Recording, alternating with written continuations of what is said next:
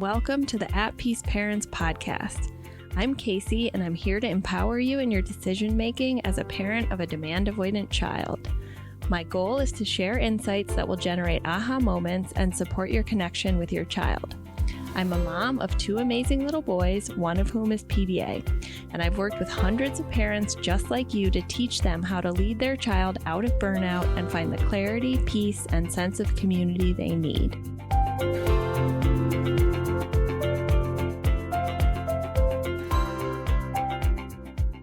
Therapy good for PDA kids? This is a question I get a lot, and I want to talk to you guys a little bit about my trip with my son and explain to you how I think about therapy and how I coach families through that exact question. And like always, it is a nuanced answer. Okay, so the question we're talking about today is therapy good for PDA kids and teens? So my son and I just got back a week ago from 7 days in Colorado with an occupational therapist and, in my opinion, shaman and healer. So this is someone that I had worked with virtually to do the Safe and Sound protocol for myself, to work on my own nervous system regulation. And the Safe and Sound protocol is based on polyvagaltheory. It's a listening therapy that you do for 5 consecutive days, and it stimulates the inner ear and opens up the vagal pathway. So I wanted to try it out on myself first, and it was very amazing for me. And I had done the Safe and Sound protocol with my son before I was even steeped in PDA when he was 5. And I did it twice because I knew that he had a trauma response, but I didn't know why. And it was very important in our journey in the sense that for a period of time, I could see the child behind the threat response, because it was very, very hard for me to see anything but fight flight when he was younger. But the effects wore off. So the first thing I want to say is that I always want to caveat and sometimes hesitate to share anecdotes about the specific modalities or specifics of the therapy that I've done with my son. Why is that the case? Because, of course, as parents, you're looking for solutions, right? And you're like, give me whatever she's doing. She seems to be okay. Her kid's in school. She has a business.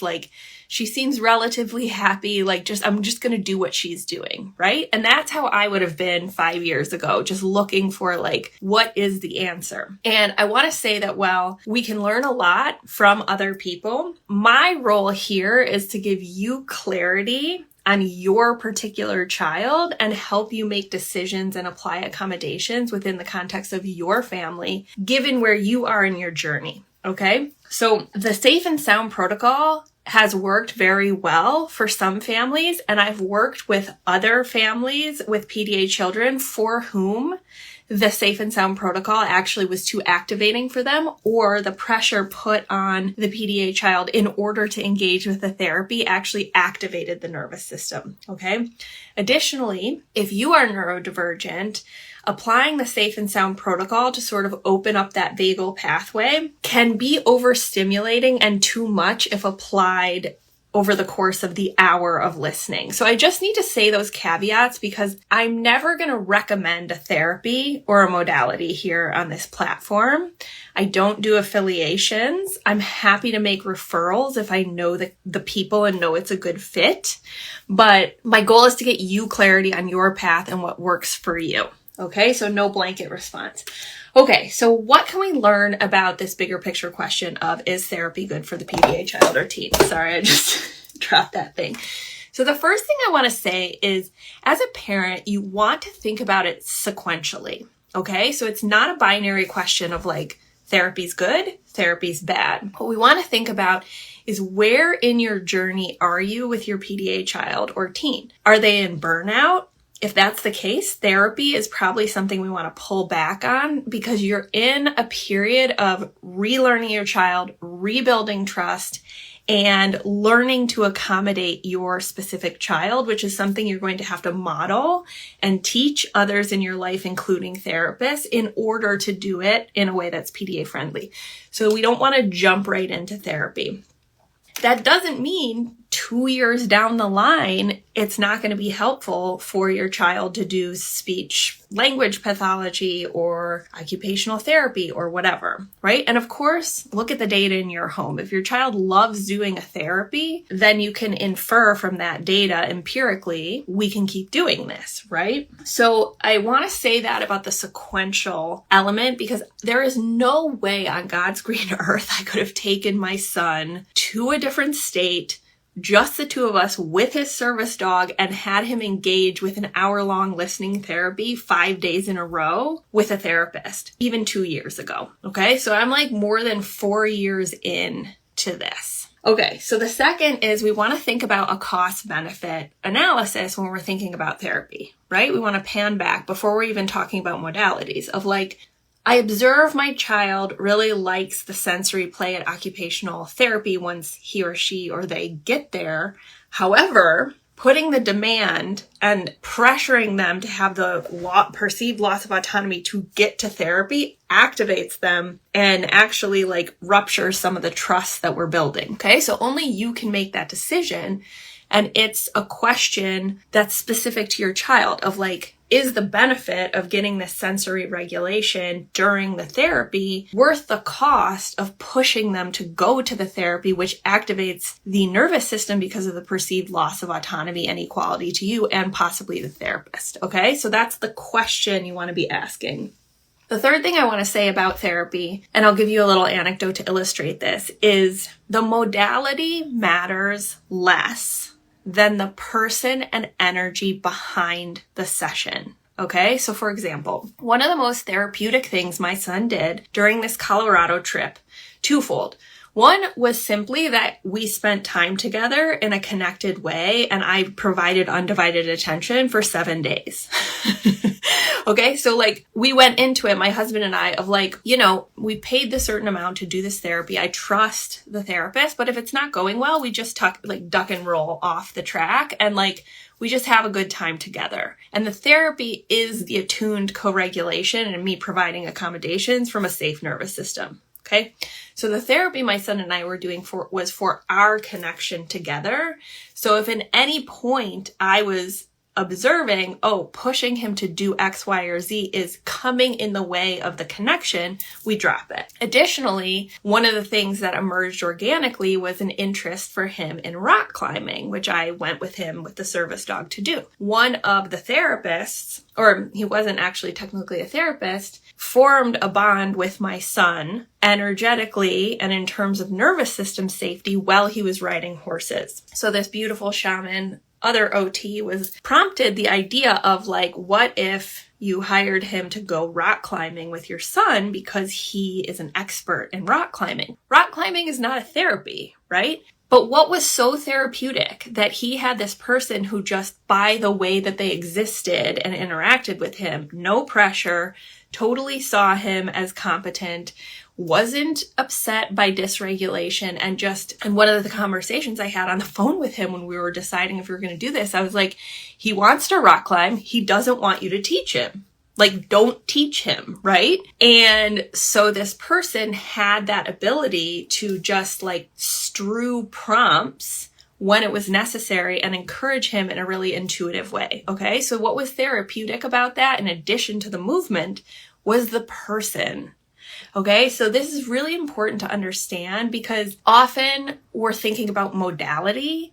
And honestly, like if you have an art therapist who is allowing for autonomy, not activated by equalizing behavior, allows the child, strews things and sort of co-regulates the child through it, they're going to move into their frontal lobe instead of being in their survival brain. And guess what? They're going to access more rational thought skills and potentially more speaking, right? And connection. That might be more therapeutic for your child's speech than a speech language pathologist who is focusing on skills over nervous system safety.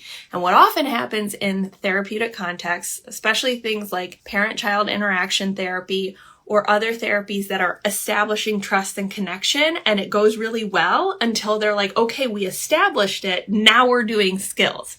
And then things go off the rails because what's therapeutic? the connection and implicit trust and nervous system safety, not necessarily the modality. Of course, the ideal is that we have a beautiful speech language pathologist who also does the nervous system safety and accommodations, and then you have the unicorn that we all know and love. And they are out there.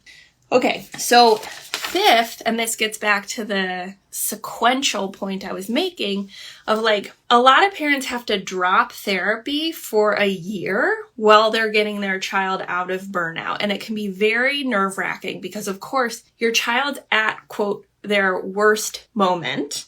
And it seems like they've regressed and lost all these skills. And it's when you want to go hardest into therapy because all you're seeing is what's coming from the survival part of the brain, right? And so you can't see the skills that they can access because they can't access them and they can't learn new skills because they're not in that part of the brain. Okay, so often we have to take a step back, reestablish trust, get their cumulative nervous system activation down, and then re-explore therapy through collaboration, connection, and consent. Okay, so like I never would have taken my son to Colorado to do the safe and sound protocol if he had not said, yeah, I want to do that. Right. And his caveat was like, yeah, I want to do that, but we have to bring the service dog. And I was like, let's do it. Right. And I honestly had no idea how it was going to go. So we want to think about that because it's going to be much more therapeutic if you wait until you have that buy-in, consent, you connect over it of like, yeah, I think this might help you. And then they get to decide, like you strew it. And then finally, we have to adapt whatever modality it is to the PDA lens, right? So let me give you 2 examples. With the safe and sound protocol, the first 2 times I did it according to like the strict protocol of like, you can't increase the child's heart rate, right? You don't want them to be aroused. So not a lot of movement. I mean, think about how hard that is for a PDA child, especially in externalized expression, who's 5, right? All my son wanted to do was move. And so I'm trying to like not get him activated by not having him move, except my attempt to, corral what he's doing with his body is activating him, right? Like nervous system activation, nervous system activation. Second, there's not supposed to be any talking, which for him, he didn't seem to mind when he was 5 because he didn't talk a lot. But like, again, if you're like trying to not talk and they're wanting to talk, nervous system activation. And then finally, not allowed to eat because it interferes with like how your ear can perceive the music. But for many PDA children, especially when they're like 5 or close to burnout, oral regulation is a primary tool with like crunchy snacks in order to engage with something, right? And so this was over 3 years ago, but what was different about this time with the occupational therapist and healer in Colorado was we had movement. We went on the swings. We went into nature. We fed the chickens. We did all sorts of stuff together. Second, we ate popsicles, we ate popcorn, we ate peaches. He didn't, I did. And we talked, right? It wasn't a lot of talking, but it wasn't like we were trying to stop the talking, which would have activated the nervous system. So another modality that I've done with him, again, a long time ago, was neurofeedback. And that had to be adapted as well, which was like, we did it in home because he couldn't go to a clinic. There were supposed to be half-an-hour sessions, but I negotiated a deal with the doctor for like, can we buy a month subscription and pay for that instead of by session so that if he only does a minute, it's fine, right? Like if he does 2 minutes in one day, it's fine. And of course I allowed eating, and it was implemented through a screen where he had control over what he was watching. Okay. So we always have to be thinking through the PDA lens to even make modalities supportive of our children and thinking through all of these nuances. Finally, I just want to emphasize every kid is different, okay? So sometimes I get emails or DMs about like,